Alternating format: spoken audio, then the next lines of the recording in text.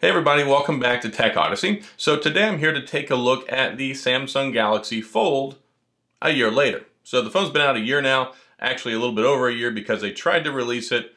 That was a failure. And then they had to go back to the drawing board, make some changes, and then we got this one in the fall. Solid phone. It was expensive when it came out, $1,980 to be exact, and I think it's held up pretty well. But before we get into talking about all this, I do want to say if this is your first time stopping by the channel, I appreciate you being here. If you enjoy the video, please hit the like and the subscribe button and the little notification bell if you want updates on the new videos. Now let's talk about the Fold.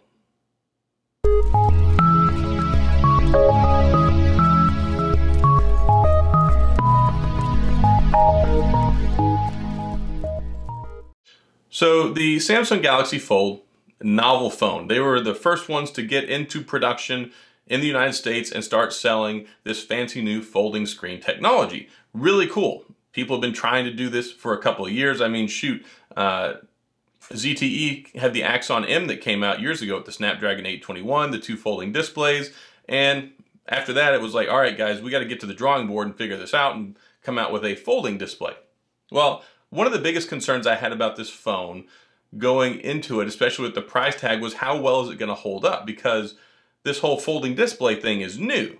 Well, I'm happy to say that it seems to have held up pretty well. I got mine back in January and I haven't had any issues with it whatsoever. It still works and functions and feels just like it did on day one. And I've seen a lot of other people that have had them from day one and have not had any issues with them at all. In fact, most of them are upgrading to the Z Fold 2. People who buy this phone seem to really like it. And the nice thing about the Z Fold 2 is it seems like it took everything that this did and made it better and refined it and polished it. So when this came out, it was really good. It's still really good. If you want to pick one up now, or if you want to hold on to yours for another year and wait for the Fold 3, I don't blame you whatsoever, because it should be perfectly fine. Snapdragon 855, 12 gigabytes of RAM, 512 gigabytes of storage, 7.3-inch display whenever you have it opened up, and then the 4.6-inch display on the front. And hopefully you still have the cool case that came with it. That was a nifty gesture. You kind of got a lot for your money, even though it cost a ton of money when it came out, because yes, $1,980, but it came with the Galaxy Buds, it came with the case, it had everything you needed in the box, the concierge service, the free screen, well, not free, the $150 screen replacement if you happen to mess it up in the first year. So I think that Samsung did a good job with it. I think it's held up really well. And you've got the 3 cameras on the back, you've got the one on the front here, and then you've got more cameras on the inside. Now, for a first device, I don't think it really was a prototype. Some people are like, well, it was kind of a prototype. Yeah, it's kind of a beta model. This was a fully functional phone. It still is. It still works really well. I just think that after they made it, they saw, you know what, we can do these things better. And they really listened to people out in the community and thought, okay, let's go ahead and make these changes for when the Z Fold 2 comes out. And I think the Z Fold 2 is a very, very shiny, polished, and refined product. But talking about this one a year later, the cameras are still really good. It has basically the same camera setup as the Note 10. Solid camera setup. The selfie cameras are good. You've got the pro video mode, all that good stuff. The hinge seems to be perfectly fine. The crease doesn't seem to be any more noticeable or any different from the day that I got it, so I don't have any concerns there. The screen on the front, 4.6 inches, it's still solid too. So very much a product of 2019. 2020 has been very inventive in several ways. We've got the more enhanced folding display. We've got the 120 hertz now.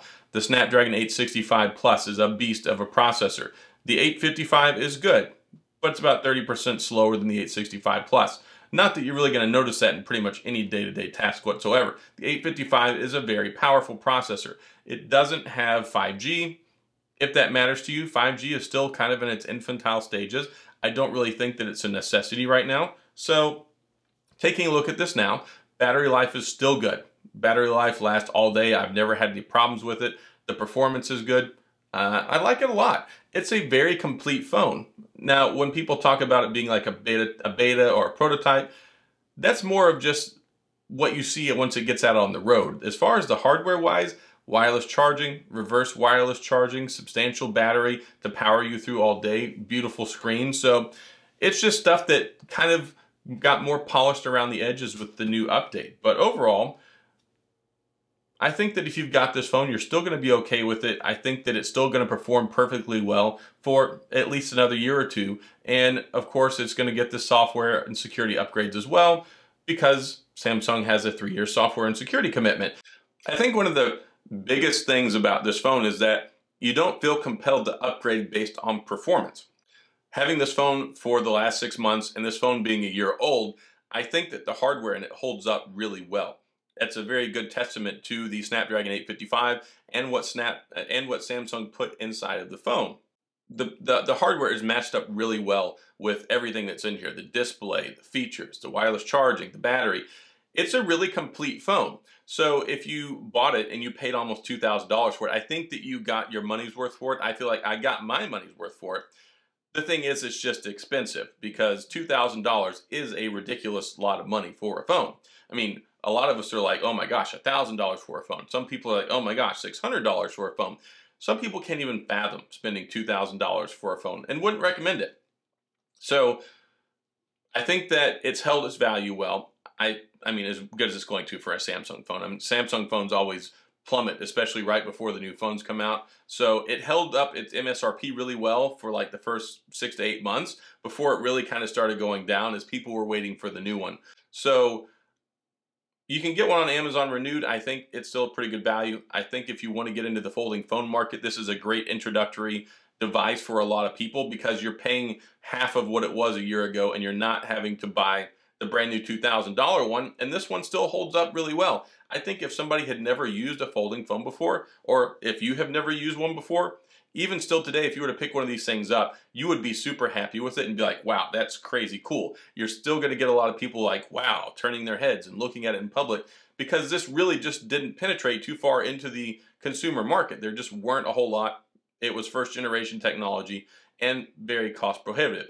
So even picking up one of these today, or even using this one today out in the real world, if you get an opportunity to go out there, still a head turner, still sharp, and it still runs and performs really, really well. So this isn't something that you need to be like, oh my gosh, the new one's out, I need to ditch it. This is not good anymore.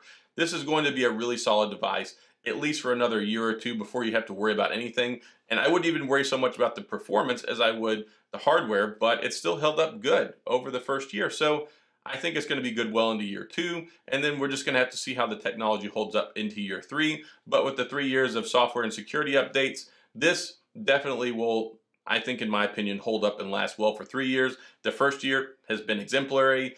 Nobody has really seemed to have any problems with it. So I have a lot of confidence in it going forward. In fact, I kind of like the form factor on this one a little bit better. It feels more rounded, it feels a little bit more sleek. The new one feels kind of blocky to me, especially whenever the screen is open. So this one right here, I still think has some pros over the new one, and it has 512 gigabytes of storage instead of 256. So Samsung, I think, did a lot of things right with it, and I think that it's still going to be a good phone. It's held up well. I don't have any problems with it, and I think it really helps build confidence in the newer products, knowing that it seems like they're going to last for a long time. I don't see that this one's going to have any issues lasting 2 years, especially if you take care of it and don't do anything crazy with it. So that's all I've got on my look back at the Samsung Galaxy Fold a year later. Just kind of talking about the performance, how well it's held up, and how the viability of it towards the future. If you're looking to pick one up, definitely look on Amazon for the Amazon Renewed. Do not buy one of these full price now.